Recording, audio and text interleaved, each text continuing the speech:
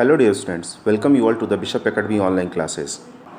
Today we understand about the business chapter 2 for class 11th. That's name is forms of business organization and it is our 10th part.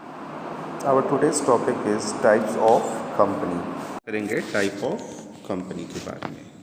Normally जब type of company की बात होती है तो इसको तीन category में divide किया जाता है. पहला प्राइवेट कंपनी, दूसरा पब्लिक कंपनी और तीसरा वन पर्सन कंपनी. तो प्राइवेट कंपनी क्या होती है? तो जब प्राइवेट कंपनी की बात करते हैं तो private company as per the section 268 of Indian companies act 2013, private company means a company having the minimum paid up capital of 1 lakh rupees or such a higher paid up capital share capital as may prescribed and which by its articles. First, restricts the rights of transfer shares. They have a minimum 2 and maximum 200, excluding the present and past employees. And after that, prohibits by any invitation to the public to the subscribe for any securities of the company. तो एक अगर simple word में मैं बताता हूँ पहले इन चीज़ों के बाद, इससे पहले मैं बताऊँ कि कोई भी कंपनी जिसका controlling and management private individual करता है वो प्राइवेट कंपनी होती है. ठीक है, यानी कि any company which can be control and manage by private individuals और persons which is known as private company. और इस स्टेटमेंट की अगर बात करें, जो स्टेटमेंट आपकी बुक्स में है, तो नॉर्मली उसमें साफ साफ कह रहा है कि प्राइवेट कंपनी एज पर कोई भी कंपनी प्राइवेट कंपनी तब होती है जब वो section 268 of Indian companies act के अकॉर्डिंग क्या करती हो, मिनिमम जो पेडअप कैपिटल है, मिनिमम जो पेडअप कैपिटल का मतलब उसके पास जो अपना कैपिटल है वो कितना होना चाहिए, कम से कम 1 लाख होना चाहिए, या फिर वो क्या करे, such the higher paid up share capital और एज मे प्रिस्क्राइब्ड. ठीक है, या फिर उससे ज़्यादा कहीं higher paid up capital share capital होना चाहिए जो कि प्रिस्क्राइब किया जाता है, जिसमें क्या होता है कम से कम 1 लाख होना चाहिए, उससे ज़्यादा होना चाहिए. तो वो क्या होता है, प्राइवेट कंपनी को रिप्रेजेंट करता है according to the 268 to section 268 of Indian companies act 2013. तो इसे पहली पॉइंट की जो बात आती है, restricts the rights to transfer the its share. देखिए अभी यहाँ जब हम पब्लिक की बात करेंगे तो पब्लिक कंपनी में क्या होता है वो आगे हम बताएंगे. तो उसमें नॉर्मली क्या होता है कि शेयर को ट्रांसफ़र कहता है, यानी कि वो फ्री होता है अपने शेयर्स को इधर उधर करने में. जैसे हमने जॉइंट कंपनी की जब बात की तो उसमें क्या होता है, हम शेयर को ख़रीद बेच सकते हैं जब हमें ज़रूरत होती है, लेकिन प्राइवेट कंपनीज में क्या होता है, ऐसा नहीं कर सकते. हम शेयर्स को ट्रांसफ़र करने के राइट्स हमारे पास नहीं होते हैं. और इसमें मिनिमम 2 मेंबर होंगे प्राइवेट कंपनी में और मैक्सिमम 200 मेंबर्स होते हैं, चाहे वो प्रेजेंट और पास्ट की बात करें तब भी. इसमें और क्या चीज़ें होती हैं, इसमें जो पब्लिक सब्सक्रिप्शन होता है, सिक्योरिटीज़ ये इशू नहीं कर सकता पब्लिकली.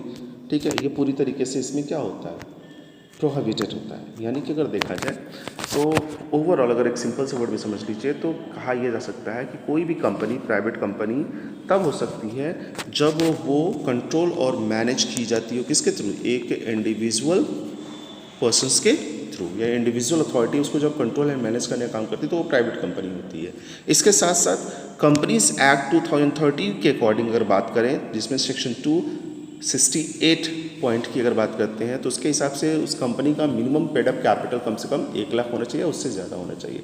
और उसके साथ ही साथ इसमें क्या है, इससे पूरी तरीके से रिस्ट्रिक्शंस होता है उन लोगों के लिए जो शेयर्स को ट्रांसफ़र करते हैं, यानी कि इसमें शेयर ट्रांसफ़र अथॉरिटी नहीं होती. हम कोई भी कंपनी का मेंबर अपने शेयर्स को किसी आउटसाइडर्स को बेच के प्रॉफिट को या फिर उसके अमाउंट को रिकवर नहीं कर सकता. साथ ही साथ इसमें मिनिमम 2 मेंबर और मैक्सिमम 200 मेंबर्स होने चाहिए. और ये इसमें जो होता है इन्वेस्टमेंट की बात करें या फिर इन्विटेशंस की बात करें, इन्विटेशंस ऑफ पब्लिक सब्सक्रिप्शंस की बात करें, यानी कि कोई भी कंपनी इस तरह की प्राइवेट कंपनी अगर वो शेयर इशू करती है तो वो अपने मेंबर्स के लिए करेगी, लेकिन अगर कोई दूसरा बाहर का अगर इसको शेयर करना चाहता है तो वो ऐसा नहीं कर सकता। यानी कि बाहर के लोगों के लिए, यानी पब्लिकली सब्सक्रिप्शंस के लिए पूरी तरीके से कंपनी का जो शेयर होता है वो प्रोहिबिटेड होता है, यानी उसमें बैन होता है, उसमें हम नहीं कर सकते। आगे हम बात करते हैं प्राइवेट कंपनी के बारे में। तो जब प्राइवेट कंपनी की बात, प्राइवेट कंपनी कह रहा हूँ, पब्लिक कंपनी के बारे में, तो पब्लिक कंपनी जो होती है वो पूरी तरीके से कंट्रोल और मैनेज की जाती है गवर्नमेंट अथॉरिटी के थ्रू। यानी कि पब्लिक कंपनी को गवर्नमेंट अथॉरिटी क्या करती है, कंट्रोल और मैनेज करने का काम करती है। जब प्राइवेट अथॉरिटी इसको मैनेज नहीं करती, जब मैनेज करने का काम करती है, तो इसमें क्या होता है, public company is a company which is not a private company. यानी कि एक पब्लिक कंपनी वो कंपनी होती है जो प्राइवेट कंपनी नहीं होती। यानी कि जिस तरीके से प्राइवेट कंपनी को एक इंडिविजुअल कंट्रोल या मैनेज करने का काम करता है, ये पब्लिक कंपनी को नहीं करता। As per the companies act, a public company is the one of which, अब पब्लिक कंपनी क्या होती है कि इनमें से कोई एक पब्लिक कंपनी का एक इम्पॉर्टेंस राइट्स होता है। जैसे का तो मिनिमम मेंबर जो होंगे उसके 7 होंगे और मैक्सिमम का कोई लिमिट नहीं होता है। याद रखेंगे, पब्लिक कंपनी में मिनिमम जो होते हैं वो 7 मेंबर्स होते हैं और मैक्सिमम की कोई लिमिट नहीं होती है।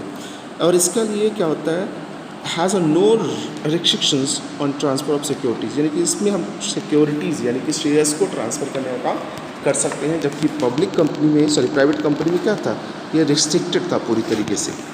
इसके साथ साथ जनरल इन्विटेशन को भी हम मेंटेन कर सकते हैं। जनरल इन्विटेशन मतलब कंपनी के मेंबर्स के अलावा बाहर के लोग भी, एक आम आदमी भी कंपनी के शेयर्स को खरीदने का काम कर सकता है, जबकि इसमें पूरी तरीके से क्या था, किसमें, प्राइवेट में पूरी तरीके से ये प्रोहिबिटेड था। साथ ही साथ अगर बात करें तो however the private company which is the subsidiary of a public company is also treated as a public. अब यहाँ पे कहता है कि वो पब्लिक कंपनी है, वो प्राइवेट कंपनी है जो क्या होती है, पब्लिक कंपनी की सब्सिडरी होती है। यानी कि पब्लिक कंपनी के पॉइंट ऑफ व्यू से या पब्लिक कंपनी के फोकस को मेंटेन करते हुए, यानी कि उसके एक वेंचर के रूप में अगर निकल के आती हैं तो वो भी क्या होती हैं, सरकारी कंपनी ही होती है, यानी कि पब्लिक कंपनी होती है। अब हम कंपनी की बात करें, company limited by the guarantee और company limited by the share, दो तरीके से इस कंपनी को हम ट्रीट करते हैं। पहला company limited by the guarantee और दूसरा company limited by the share. जब हम गारंटी की बात करते हैं तो means of the company having the liability of its member limited by the memorandum to such amount as their member may represently undertaken the contribute to the assets of the company in the event of its big wound up। तो normally guarantee की अगर बात करते हैं तो देखिए normally guarantee में होता क्या है, जब कोई चीज़ हम करते हैं या फिर मतलब कोई एक्टिविटी कर रहे हैं तो उसमें क्या होता है कि हम अश्योरेंस को मेंटेन करते हैं कि ये चीज़ करेंगे तो ये चीज़ होना ही होना है। ठीक इसी तरीके से जब कंपनी लिमिटेड बाय गारंटी की अगर बात करते हैं तो इसमें सिचुएशन क्या होता है कि जो मेंबर होते हैं, member limited by the memorandum, memorandum एक ऐसा पेपर होता है जिसमें हम कंपनी से रिलेटेड, ठीक है, हमारे पास होता है ALU नहीं, MU होता है, memorandum of association and article of AOA and MOA। Memorandum of association जो होता है वो होता है कंपनी के मेंबर से रिलेटेड वो क्या होता है, कंपनी से के मेंबर से रिलेटेड ये डिटेल्स होती हैं जिसमें कंपनी के मेंबर्स के बारे में बातचीत की जाती है। ठीक है, ये कंपनी के मेंबर्स के लिए होती है। और आर्टिकल ऑफ एसोसिएशन होता है कि कंपनी कौन से रूल्स को फॉलो करती है, कौन कौन से रूल्स को अपने ऑपरेशन में यूज करने का काम करती है। तो यहाँ पे जो कह रहा है कि ये जो आर्टिकल्स होते हैं, यानी कि MOA की अगर बात करते हैं, मेमोरेंडम ऑफ एसोसिएशन की बात कर रहे हैं, तो मेंबर्स जो होते हैं, फिर से देख लीजिए, the means of a company having the liability of its member limited by the memorandum. तो वो क्या करते हैं, मेमोरेंडम के थ्रू अपने मेंबर्स की लाइबिलिटी को लिमिट करने का काम करती है। ये एक डॉक्यूमेंट्स होता है, याद रखिएगा, डॉक्यूमेंट्स होता है जिसमें उन सारी चीज़ों को राइट ऑफ करने का काम किया जाता है। To such amount as the members may respectfully undertaken, उस अमाउंट के बेसिस पे जो मेंबर क्या करता है, कंट्रीब्यूट करने का काम करता है कंपनी में एज अ एसेट्स, ठीक है। और इसके साथ वो क्या करता है, बॉन्डिंग अप होने का काम करता है। यानी कि जिस अमाउंट के साथ कंपनी में मेंबर एंटर करता है उसी अमाउंट को फोकस करते हुए, उसी कंट्रीब्यूशन को फोकस करते हुए कंपनी उसकी लाइबिलिटी को या लिमिटेड लाइबिलिटी को जनरेट करने का काम करती है। अब हम बात करते हैं company limited by the share या by share. The means of a company having the liability of its member limited by the memorandum of the to the amount if any paid up unpaid up on a share respectively held by them। अब दो चीज़ें यहाँ पे निकल के आ रही हैं। पहली चीज़ कहता है means of a company having the liability. इसका मतलब क्या है, company limited by the share की अगर बात करते हैं तो इसका सेंस ये होता है कि एक कंपनी हैविंग द लाइबिलिटी, उसके पास अपनी लाइबिलिटी होता है ऑफ इट्स मेंबर, उनके मेंबर्स के लिए, limited by members, its members limited by the memorandum, memorandum के थ्रू टू द अमाउंट, उस अमाउंट के लिए if the unpaid on the share respectively held by him, यानी कि उस शेयर ऑफ अमाउंट के लिए जो अनपेड है उसको फोकस करते हुए वो क्या करता है, उतने अमाउंट के लिए शेयर को, यानी कि कंपनी जितने शेयर के लिए, जितने शेयर से मेंबर बनता है कोई पर्सन, उतने शेयर के लिए ही कंपनी क्या होती है, लाइबिलिटी को जनरेट करने का काम करती है। दो तरीके की चीज़ें समझिएगा, जितने कैपिटल के साथ, जितने अमाउंट के साथ अगर कोई पर्सन किसी कंपनी का मेंबर बनता है तो उसकी जो कंपनी की लाइबिलिटी होती है उतने अमाउंट तक की होती है, चाहे वो एसेट्स के रूप में हो या कैश के रूप में। ठीक इसी तरीके से जितने शेयर को कोई मेंबर खरीदता है कंपनी के, उतने शेयर्स के लिए कंपनी क्या होती है, लाइबल होती है उस पर्सन के बिहाफ में। अब यहाँ एक नोट्स लिखा हुआ है, a company is subsidiary of another company.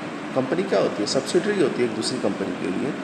If the other company control the composition of its board of director, अगर क्या करती है, जो दूसरी कंट्री वाली दूसरी कंपनी जो है, एक कंपनी है उसकी एक और कंपनी है, दूसरी कंपनी, दोनों सब्सिडरी कंपनी है, और उसमें जो कंपनी का कंट्रोल कंपोजिशन है वो बोर्ड ऑफ डायरेक्टर्स करते हैं। और if the other company held more than 50% of its share equity shares of a capital, मतलब ये कि ऐसी कंपनी जो उसकी एक दो सब्सिडरी हो, यानी कि एक सब्सिडरी कंपनी हो यानी उसके साथ काम करने वाली है, और उस सब्सिडरी कंपनी का जो शेयर है वो 50% से या 50% से क्या है, अधिक है, तो बोर्ड ऑफ डायरेक्टर्स जो होंगे उस कंपनी के ही होंगे जो कंट्रोल एंड मैनेज करने का काम करते हैं। क्लियर? ओके, आगे चलते हैं। One person company. अब देखिए दो तरीके के, आपने पढ़ा हुआ सोल या वन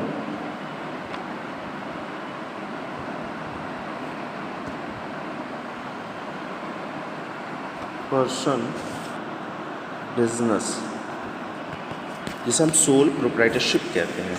तो सेम सिचुएशन इसके साथ भी है, ये भी वन पर्सन ही ऑपरेट करने का काम करता है। जैसे मैंने आपको बताया था कि अगर सोल प्रोप्राइटर को हमको क्या करना हो, सोल प्रोप्राइटर को बिजनेस को क्या करना हो,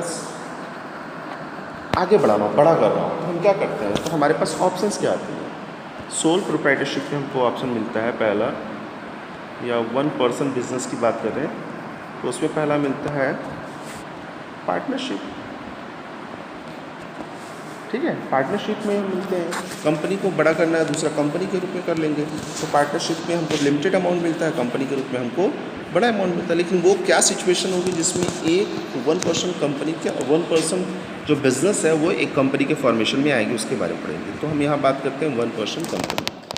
the 2013 act introduce a new type of the equities entity of the existing list। अब 2013 में, इसके पहले क्या था, दो तरह की कंपनी होती थी, पब्लिक और प्राइवेट कंपनियां, और इसके साथ साथ कई बार वेंचर कंपनियां होती थी। लेकिन अब क्या हो गया, नया आ गया आपका वन पर्सन कंपनी। तो इसको जो इस्टेब्लिश करने का काम किया गया था 2013 में किया गया था। It is a part of from the farming a public private limited company. The 2013 Act enable to the formation of a new entity, the one person company OPC. ये 2013 से इसको इंट्रोड्यूस करने का काम किया गया था.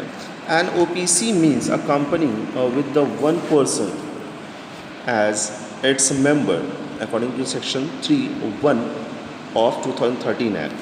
यानी कि यहाँ पे जो मेंबर होते हैं, बिजनेस को जो ऑपरेट करने वाले लोग होते हैं, वो केवल एक ही बंदा होता है जो इस तरह की कंपनी को ऑपरेट करने का काम करता है, जिस तरीके से हमारा सोल प्रोप्राइटरशिप था.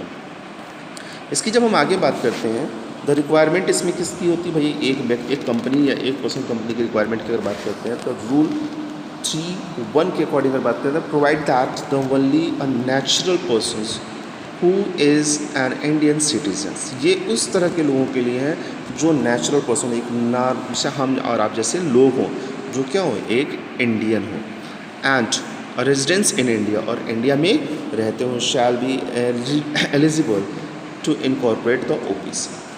तो ऐसे व्यक्ति जो इंडियन हो, इंडिविजुअल पर्सनस हों, जो जिसको हम फिजिकली अपीयरेंस में पा सकें पूरी तरीके से, और साथ ही साथ वो एक इंडियन हो, तो ऐसे लोग क्या कर सकते हैं, OPC यानी कि वन पर्सन कंपनी को इनकॉर्पोरेट कर सकते हैं, यानी कि उसको इस्टेब्लिश कर सकते हैं.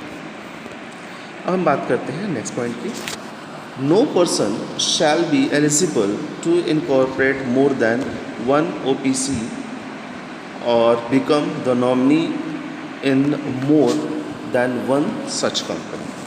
अब यहाँ पे कह रहा है कि नो पर्सन, कोई भी व्यक्ति क्या होता है, shall be eligible to incorporate more than one OPC, यानी कि एक व्यक्ति एक से ज़्यादा OPC को इस्टेब्लिश करने का काम नहीं कर सकता, और become the nominee in the more than one such company, और साथ ही साथ वो एक से अधिक कंपनी में नॉमिनी भी जनरेट नहीं हो सकता. यानी कि अगर कोई चाहे कि नहीं नॉमिनी, हम कह रहे हैं हमारी कंपनी अलग अलग नाम से काम कर रही है, तो कंपनी का सिचुएशन अलग अलग होगा.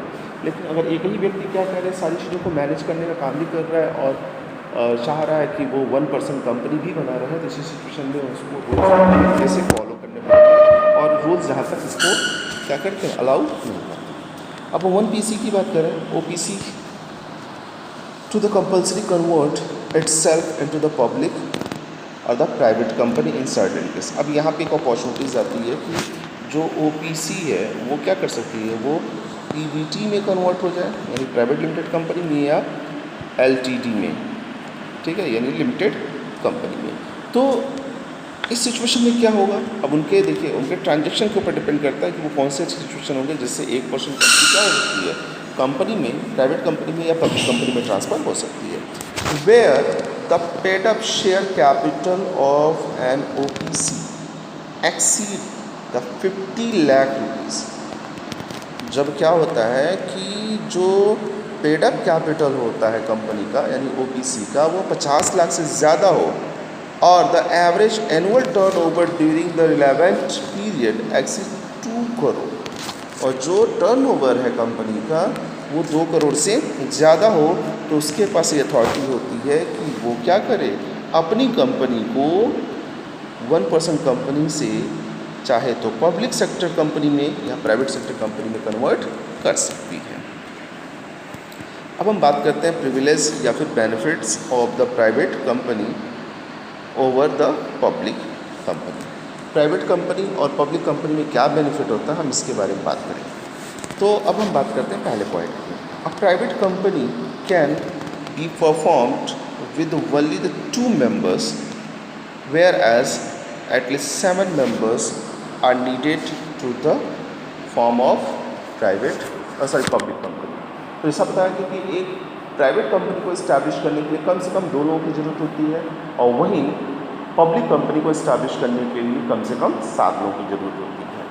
इसके अलावा अगर देखें तो जहाँ प्राइवेट कंपनी में मस्ट एटलीस्ट 2 डायरेक्टर्स, कम से कम 2 डायरेक्टर्स होते हैं, वहीं पे पब्लिक कंपनी में कम से कम 3 डायरेक्टर्स होते हैं.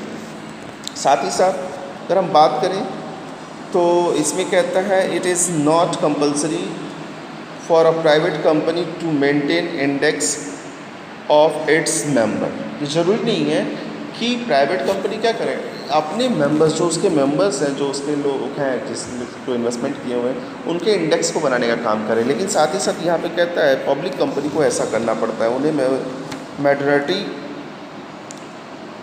मैंडेटरीज for the public companies is to maintain the index. तो वो क्या करती है, अपने मेंबर्स के लिए इंडेक्स बनाने का काम करती है। प्राइवेट कंपनी इंडेक्स बनाना जरूरी नहीं है प्राइवेट कंपनी को, लेकिन पब्लिक कंपनी को इंडेक्स बनाना जरूरी है। आगे हम बात करते हैं, a private company can issue the loan to the its directors without prior permissions of governments. ठीक है, वो क्या करती है, प्राइवेट कंपनी क्या करती है, अपने लोगों को या अपने can issue the issue the loan to its directors, अपने डायरेक्टर्स को वो लोन इशू कर सकती है बिना किसी गवर्नमेंट परमिशन के।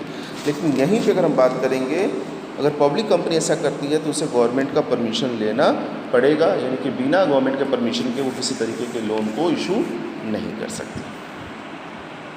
अब हम बात करते हैं fifth point, it is not compulsory for the private company to hold the statutory meetings and file the statutory report with a registrar, whereas it is essential for the public company। अब देखें तो private company के लिए meetings जो ज़रूरी होती है बस उसी को रखा जाता है, लेकिन डिटेल्स वाइज जो हम अपने डिटेल में हर साल क्या किए, हमारा अभी 3 महीने का परफॉर्मेंस क्या रहा, 6 महीने का परफॉर्मेंस क्या रहा, महीने का परफॉर्मेंस क्या रहा, साल, इस तरह की जो मीटिंग्स होती हैं एनुअल रिपोर्ट्स को प्रिपेयर करने के फोकस में, या फिर किसी भी रिपोर्ट्स को जो हमारा जनरेट किया जाता है, हमारे कंपनी के थ्रू इशू किया जाता है, उसको बनाने के लिए बहुत स्टेटरी रिपोर्ट की रिक्वायरमेंट नहीं होती है, लेकिन और ना ही उसको सबमिट करना पड़ता है। लेकिन पब्लिक कंपनी को ये सारे रिपोर्ट्स तैयार करने पड़ते हैं, सारी मीटिंग्स मिलने करनी पड़ती है, उसको सबमिट भी करना पड़ता है। अब आगे बात करते हैं 6 पॉइंट की, there are no restrictions on the numbers, appointment and remuneration of the directors of a private company. तो प्राइवेट कंपनी में किसी तरीके के रेम्यूनरेशन या डायरेक्टर्स के जो दिए जाने की पेमेंट है उसके लिए कोई भी अपॉइंटमेंट या किसी तरीके के रिस्ट्रिक्शंस की ज़रूरत नहीं होती, कोई रिस्ट्रिक्शंस नहीं होती। Whereas there are many restrictions on the appointment number and the remunerations of a directors of a public company। तो पब्लिक कंपनी में क्या होता है, पब्लिक कंपनी में सारी चीज़ों के लिए उनको क्या करना पड़ता है, रिस्ट्रिक्शंस को फेस करना पड़ता है जब वो अपॉइंटमेंट करेंगे तभी। अब अपॉइंटमेंट का क्या सिचुएशन है, जैसे पब्लिक कंपनी में जब भी जरूरत होगी वो तुरंत किसी को रख लेता है, लेकिन प्राइवेट कंपनी में क्या होता है, उसका एक प्रोसीजर होता है, उसको प्रोसीजर फॉलो करेगा तब जाके वो अपॉइंटमेंट किसी को कर पाएगा। किसी के सैलरी को बढ़ाने की बात है, किसी के परफॉर्मेंस की रेम्यूनरेशन को बढ़ाने की बात है, तो सिचुएशन में क्या होगा, पब्लिक कंपनी नहीं कर पाएगी, क्योंकि पब्लिक कंपनी अपने जो रेम्यूनरेशन जो इंक्रीज़ करना चाहती है उसके फाइल को वो क्या करेगी, आगे बोर्ड तक पहुंचाएगी, बोर्ड क्या करेगा, उसको डिस्कशन करेगा, उसके बाद वो डिसीजन लेके क्या करेगा, बाकी गवर्नमेंट से अप्रूवल मिलने के बाद वो क्या करेगा, ऐसा काम करने का काम करेगा। यानी कि वो इंक्रीमेंट या इंसेंटिव जो भी वो बढ़ाना चाह रहा है, लगाना चाह रहा है, कम करना चाह रहा है या अधिक करना चाह रहा है, वो कर सकेगा। लेकिन पब्लिक कंपनी के लिए ऐसा कुछ सोचने की ज़रूरत नहीं होती। अब यहाँ पे कह रहा है कि it is not necessary for the private company to issue the prospectus whereas the essential for the public company. अब प्रोस्पेक्टस प्राइवेट कंपनी इशू नहीं करती है, जबकि पब्लिक कंपनी को अगर फॉर्मेशन में आना है तो उसके लिए वो प्रोस्पेक्टस का होना जरूरी है। तो इस तरीके से देखें तो ये कुछ ऐसे पॉइंट्स हैं जो बेनिफिट्स के रूप में दिख रहे थे पब्लिक कंपनी और ओवर मतलब private company over public company. Private company के कुछ बेनिफिट्स हैं जो हमको पब्लिक कंपनीज के ऊपर दिख रहे थे। अब यहाँ पे एक क्वेश्चन आता है कि Bharat private limited was promoted in 2005 by a group of 5 friends. ठीक है, 5 फ्रेंड दोस्तों के एक ग्रुप्स के थ्रू भारत प्राइवेट लिमिटेड को प्रमोट करने का काम किया गया था, एक बिजनेस था। अब business of the company has grown the considerably over the 5 years. अगर देखें तो जो कंपनी का बिजनेस था वो पिछले 5 सालों से लगातार क्या हो रहा था, बढ़ रहा था। Its management is now planning to cover it into a public company.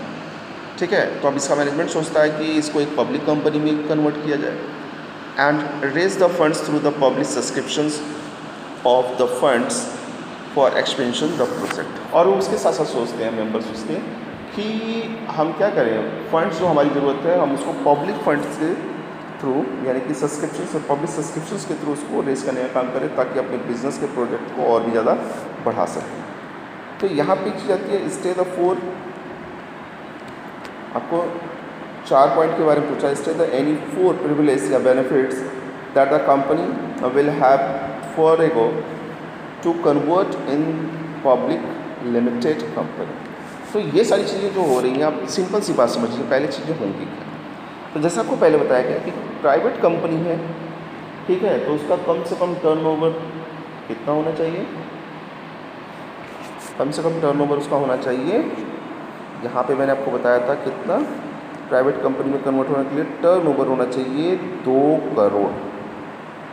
कितना होना चाहिए, 2 करोड़ से अगर कम उसका टर्नओवर है तो वो अथॉरिटी को मेंटेन नहीं करता। पहली चीज़ तो ये, मिनिमम सब्सक्रिप्शन उसका 1 लाख से ज़्यादा होना चाहिए।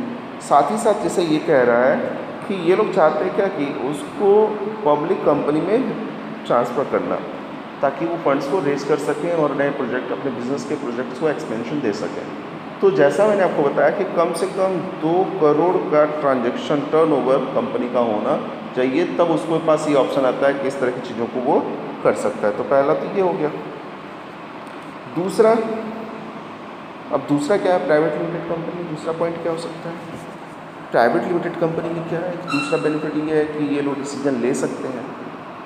The members can be able to take the decisions, ठीक है। तो इसके लिए लंबा प्रोसीजर्स भी नहीं होता है, ठीक है, और इसमें डिसीजन में डिले ही नहीं होगी, आसानी से तेज़ी से लोग डिसीजन ले सकते हैं। साथ ही साथ आप कह सकते हैं कि इसके लिए बहुत ज़्यादा प्रॉस्पेक्टस को जनरेट करने की जरूरत नहीं पड़ती थी। इस तरीके से देखिए 4-5 पॉइंट जो पूछ रहे हैं, आसानी से आप इसको लिख सकते हैं। आज के